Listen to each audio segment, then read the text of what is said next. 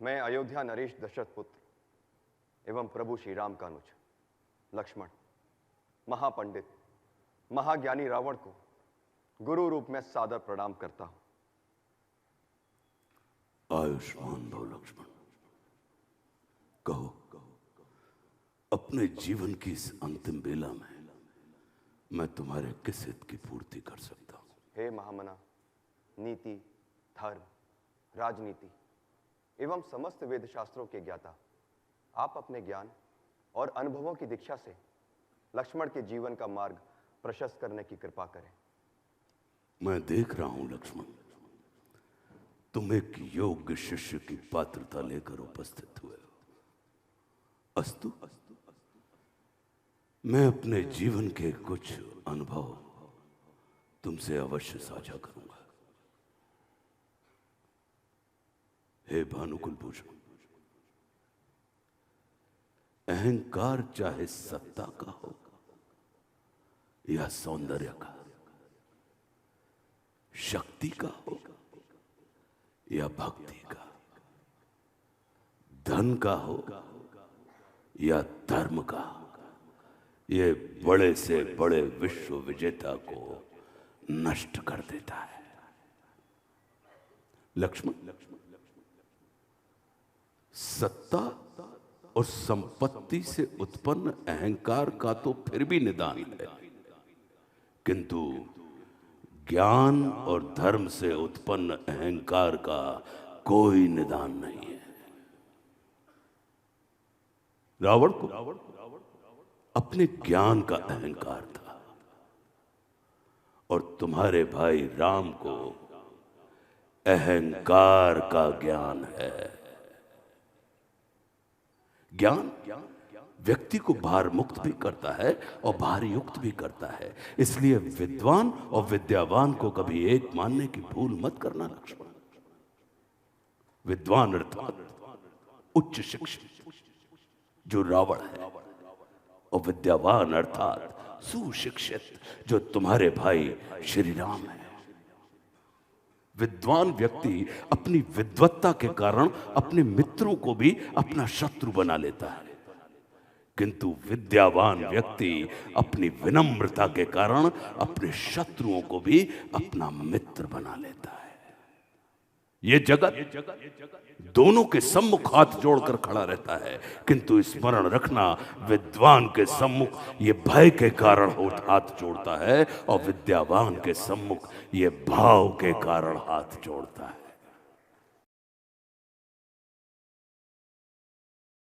लक्ष्मण, जीवन को मात्र सफल ही नहीं, सार्थक करने के लिए शत्रु दृष्टि और मित्र दृष्टि का भेद आना अनिवार्य है।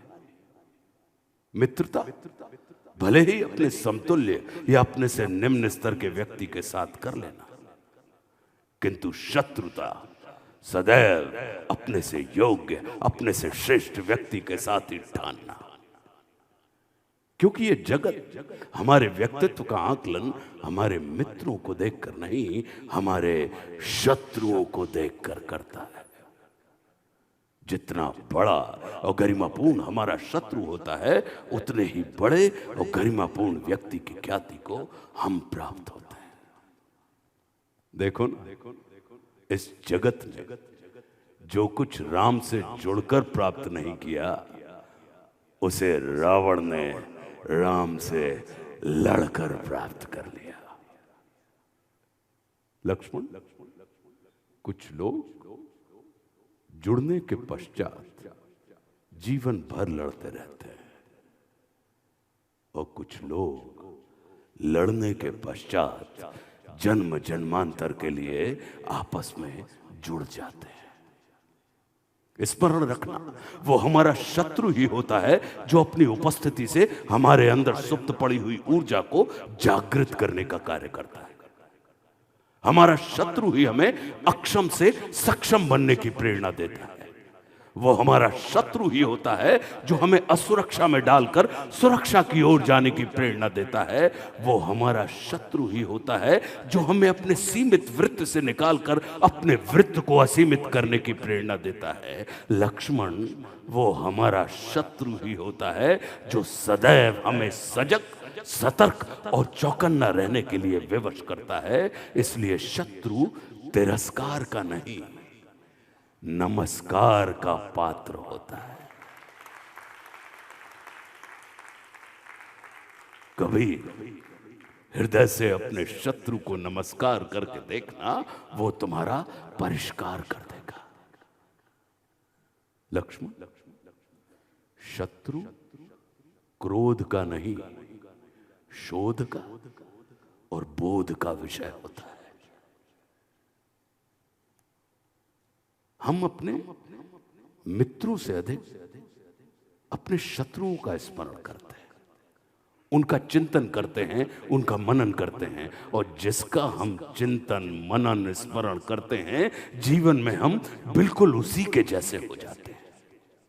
इसलिए मित्रों के चुनाव से अधिक सजगता की आवश्यकता शत्रुओं के चुनाव में होती है। प्रयास करना भानुकुल भूषण, महत्वपूर्ण व्यक्ति बनने की अपेक्षा उपयोगी व्यक्ति बनना अधिक कल्याणकारी होता है, क्योंकि जो उपयोगी होता है वह जीवन पर्यंत महत्वपूर्ण बना रहता है। महादेव को प्रसन्न करने के दो मार्ग हैं। या तो हम कामना से पूरित होकर महादेव की उपासना करते हैं, या भावना से भरकर महादेव की उपासना करते हैं। स्मरण रखना, जब हम कामना से पूरित होकर महादेव की उपासना करते हैं, तब महादेव हमें वह देते हैं जो हमें प्रिय होता है। लेकिन जब हम भावना से भरकर महादेव की उपासना करते हैं, तब महादेव हमें वह देते हैं जो महादेव को प्रिय होता है।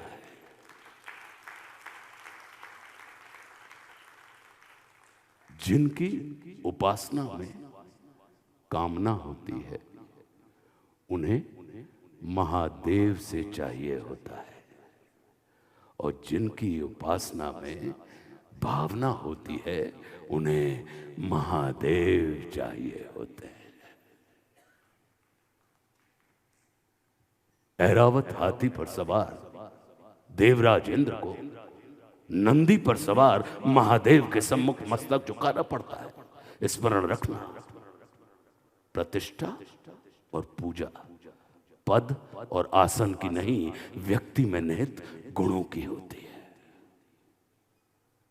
ये सारा नीति ज्ञान तुम्हारे भाई श्री राम स्वयं तुम्हें दे सकते थे, किंतु उन्होंने तुम्हें मेरे पास भेजा। जानते हो क्यों? लक्ष्मण, मेरी संस्कृति असुर की है, किंतु मैं प्रकृति से एक तपस्वी, साधक हूं, आचार्य हूं। और किसी भी व्यक्ति को अपने जीवन के अंतिम क्षणों में अपनी संस्कृति के अनुसार नहीं, अपनी प्रकृति के अनुकूल कर्म करने चाहिए, तब उसे मृत्यु नहीं, मुक्ति प्राप्त होती है। और राम रावण को मारना नहीं, तारना चाहते हैं। तभी तो उन्होंने मेरे जीवन के अंतिम क्षणों में मेरी प्रकृति के अनुकूल उपदेशात्मक कर्म करवाकर मेरी मुक्ति के मार्ग को प्रशस्त कर दिया।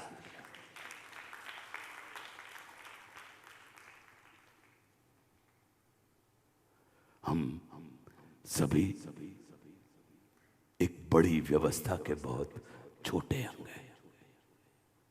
जैसे मनुष्य के शरीर को संचालित करने वाला मस्तिष्क आकार में शरीर से बड़ा नहीं होता, जैसे गज को संचालित करने वाला अंकुश आकार में गज से बड़ा नहीं होता, वैसे ही किसी भी व्यवस्था को संचालित करने वाले व्यवस्था प्रमुख को कभी भी व्यवस्था से बड़ा नहीं होना चाहिए। अपने नाम लक्ष्मण का अर्थ जानते हो? लक्ष्य की ओर सदैव उन्मुख रहने वाले मन को लक्ष्मण कहते हैं। तुम्हारा लक्ष्य तुम्हारे बड़े भाई श्री राम है। सदैव उनके अनुगामी रहना और मात्र उनके चरणों को ही नहीं, उनके आचरण को भी अपने जीवन में उतारने का प्रयास करना और स्मरण रखना, मार्ग कभी एक नहीं होता और लक्ष्य कभी दो नहीं होते। कल्याण मस्त। विदा।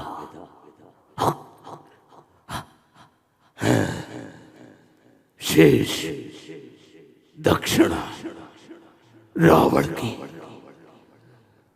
अंतिम क्षण है। वो दो स्वामी शिव के भक्त दशानन को अपनी आभा में लो स्वामी। हर हर महादेव शंभो। महानुभाव, इतनी सारी कविताएं, इतने सारे डायलॉग्स आप याद कैसे रखते हैं? याद को आप उलट दीजिए तो क्या बनता है? दया। तो दया अगर हो तो याद रहता है। अपरंपार दया है आपके ऊपर। तो हमारे ऊपर हमारे गुरुदेव भगवान की बड़ी दया है। ने आज रावण को भी पूजनीय बना दिया। कि रावण से ज्यादा अद्भुत कोई व्यक्ति नहीं था, क्योंकि उनके मित्र भाव में या भगवान के भाव में महादेव थे और शत्रु भाव में नारायण थे। पुण्यात्माएं जो होती हैं वो भगवान का स्मरण करती हैं, लेकिन पापात्माएं जो होती हैं वो परमात्मा का स्फुरण करती हैं, उनको निराकार से साकार की बिरादरी में आने के लिए विवश करती हैं। एक व्यक्ति जिसने साधना की और सत्ता तक पहुंच गया, और राम की जो यात्रा है वो सिंहासन से समाज की यात्रा है। आपको पता है पूरे भारत में रावण का मंदिर कहाँ है? कि रावण का मंदिर जहां हो, वास्तु के हिसाब से वो तो नहीं, लेकिन रावण का मंदिर निश्चित रूप से कहीं ना कहीं छिपा हुआ हम सब की देह के अंदर मौजूद है। तो राम का जहां पर मंदिर होगा वहां पर आपको कहीं छिपा हुआ रावण मिल ही जाएगा कि यही गोकुल है अपना, यही वृषधाम है अपना, और यही अपना है वृंदावन जहां पर श्याम है अपना। उनके सम्मान में जितने शब्द कहूं कम पड़ जाएंगे, तो मैं मंच पर बुलाना चाहूंगा रावण की भूमिका में श्री आशुतोष राणा जी को। जटाओं से है जिनके जल प्रवाह, मात गंग का गले में जिनके सज रहा है हार, विश्व भुजंग का डमट डमट डमट डमरू कह रहा शिवय शिवम, तरल अनल गगन पवन धरा धरा शिवय शिवम, तरल अनल गगन पवन धरा धरा शिव शिवम। सजल लहर भी हो गई चपल चपल, ललाट पर धधक रहा है स्वर्ण सा अनल सकल, ललाट पर ललाट से ही अर्धचंद्र। जी आशुतोष जी, जी बहुत बहुत सादर प्रणाम आपको। मैंने आपके लिए ये पूछा कि महानुभाव, इतनी सारी कविताएं, इतने सारे डायलॉग्स आप याद कैसे रखते हैं? याद को आप उलट दीजिए तो क्या बनता है? दया। तो दया अगर हो तो याद रहता है। अपरंपार दया है आपके ऊपर। तो हमारे ऊपर हमारे गुरुदेव भगवान की बड़ी दया है, और उसी दया का परिणाम है कि वो याद में रूपांतरित होके कहीं ना कहीं हमारे मनोभूमि में विचरण करता रहता है। एक और चीज मैं ऐड करूंगा आपके लिए, आपने आज रावण को भी पूजनीय बना दिया। जी देखिए, बड़ी अद्भुत बात है। जैसा कि आपने देखा होगा कि लक्ष्मण ज्ञान में मुझे लगता है कि रावण से ज़्यादा अद्भुत कोई व्यक्ति नहीं था, क्योंकि उनके मित्र भाव में या भगवान के भाव में महादेव थे और शत्रु भाव में नारायण थे। तो वो किसी भी गति को प्राप्त होते, या तो वो कैलाश जाते या वैकुंठ जाते। मतलब इतना अच्छा चुनाव किसी व्यक्ति ने, अगर हम देखें तो रावण का जो किरदार है वो मुझे इसीलिए अच्छा लगा कि अगर आप मित्र के रूप में भज रहे हैं तो आप मित्र की गति को प्राप्त होंगे, और यदि आप शत्रु के रूप में भज रहे हैं तो शत्रु की गति को प्राप्त होंगे। तो उस मायने में देखा जाए अगर, तो वो निश्चित रूप से कहीं ना कहीं बड़े विवेकवान व्यक्ति का एक ऐसा किरदार है। और देखिए, ये स्मरण रखिए कि वो पापात्माएं ही होती हैं, पुण्यात्माएं जो होती हैं वो भगवान का स्मरण करती हैं, लेकिन पापात्माएं जो होती हैं वो परमात्मा का स्फुरण करती हैं, उनको निराकार से साकार की बिरादरी में आने के लिए विवश करती हैं। तो मेरा ये मानना है कि एक बड़ी अच्छी बात है कि आप रावण के संदर्भ में कह सकते हैं कि प्रभु मैं सब पतितन को राजा को कर सकत बराबर मेरी पाप की उतरता जा। तो वो वैसी वाली जो बात होती है। और मेरा ये मानना है अपना कि अपराध और पाप ये एक नहीं होते, ये दो होते हैं। अपराध जो होता है वो प्रत्यक्ष होता है, और पाप जो होता है वो प्रच्छन्न होता है, छिपा हुआ होता है। अपराध के निदान के लिए दंड का, प्रताड़ना का विधान है, और पाप से निदान के लिए प्रायश्चित का विधान है। हम किसी अपराधी को तो बड़ी सरलता के साथ पापी सिद्ध कर सकते हैं, लेकिन किसी पापी को मतलब सिद्ध करना बड़ा कठिन होता है, क्योंकि ये छिपा हुआ होता है। और आज के दौर में अपराध की तुलना में पाप अधिक है हमारे जगत में। तो मेरा अपना ये मानना है कि अगर देखें हम साक्षात रूप में, तो रावण का जो किरदार है, आप देखें ना, एक तरफ वो भक्त भी है, एक तरफ वो एक मतलब उनकी जो यात्रा है वो साधना से सत्ता की यात्रा है। एक व्यक्ति जिसने साधना की और सत्ता तक पहुंच गया, और राम की जो यात्रा है वो सिंहासन से समाज की यात्रा है, कि उनको सिंहासन मिलना था और वो समाज की दिशा में बढ़ते चले गए। तो वैसे रात बहुत हो गई है, ज़्यादा सवाल मत पूछो। आशुतोष जी, एक छोटा सा सवाल। जी जी। आपको पता है पूरे भारत में रावण का मंदिर कहाँ है? मैं तो ये मान के चलता हूँ कि देखिए, एक था सतयुग जिसमें देव अलग लोक में रहते थे और दानव अलग लोक में रहते थे। फिर आया त्रेता युग, जिसकी कथा हमने कही, देव और दानव दोनों एक ही लोक में रहने लगे। फिर लोक बदला, युग बदला, द्वापर युग आया, देव और दानव, सुर और असुर वृत्तियाँ एक ही परिवार में रहने लगीं। और अब हम जिस युग में हैं, कलयुग में, तो देव और दानव दोनों एक ही देह में निवास करते हैं। तो आप ये मान के चलिए कि रावण का मंदिर जहाँ हो, वास्तु के हिसाब से वो तो नहीं, लेकिन रावण का मंदिर निश्चित रूप से कहीं ना कहीं छिपा हुआ हम सब की देह के अंदर मौजूद है। तो यदि हमने अपने उस देह के रावण को पहचान लिया, तो आप विश्वास कीजिए, राम खोए नहीं हैं, राम खोए नहीं हैं, राम सिर्फ सोए हुए हैं। राम को जगा दीजिए, आप देखेंगे कि आपको अपने अंदर प्रतिष्ठित रावण का जो मंदिर है वो स्पष्ट रूप से मिल जाएगा। और जैसे ही वो मिला, फिर आपको रावण को जलाने की नहीं, आप मतलब राम के जागते ही फिर रावण का राम में विलय हो जाता है। तो ये रावण की राममय होने की यात्रा है। तो जब सकारात्मक वृत्तियां तो सदैव सकारात्मक होती हैं, लेकिन आनंद तब आता है जब नकारात्मक वृत्ति सकारात्मक में रूपांतरित हो जाए। बहुत बढ़िया। आपको मैं बुलाना चाहूँगा, कभी बैजनाथ हिमाचल में एक रावण मंदिर है, अगर आप कभी आए। नहीं, बिल्कुल बिल्कुल, मैं तो घूमता ही रहता हूँ, यायावर आदमी हूँ, अभिनय के लिए यहाँ वहाँ जाता ही रहता हूँ। हाँ जी। तो निश्चित रूप से मैं अगर कभी योग बना तो वहाँ जाऊँगा, और अपनी इन मतलब जो हमारी दुनियावी आंखें हैं उनसे निश्चित रूप से उस मंदिर का मैं दर्शन करूँगा, देखूँगा। Thank you. आशुतोष जी, आज आपने जैन मैथोलॉजी के हिसाब से ये साबित कर दिया यहाँ पे कि रावण मोक्षगामी आत्मा है। तो राम के आशीर्वाद से आज रावण भी ये सिद्ध हो गया, साबित हो गया कि ये मोक्षगामी आत्मा है। जी। रावण का मंदिर नोएडा के पास बिसरख गांव है, वहाँ पर है। वहाँ कहा अरे जाता हम है तो कह रहे हैं कि राम का अर्थ होता है रोम रोम में प्रकाशित होने वाली चेतना। तो रोम रोम में प्रकाशित जो हो रही है, तो राम का जहाँ पर मंदिर होगा वहाँ पर आपको कहीं छिपा हुआ रावण मिल ही जाएगा। इस नाते अगर देखें, यही कहते हैं ना कि राम मतलब ज्ञान, और लक्ष्मण मतलब वैराग्य, शत्रुघ्न मतलब साहस, और भरत मतलब प्रेम।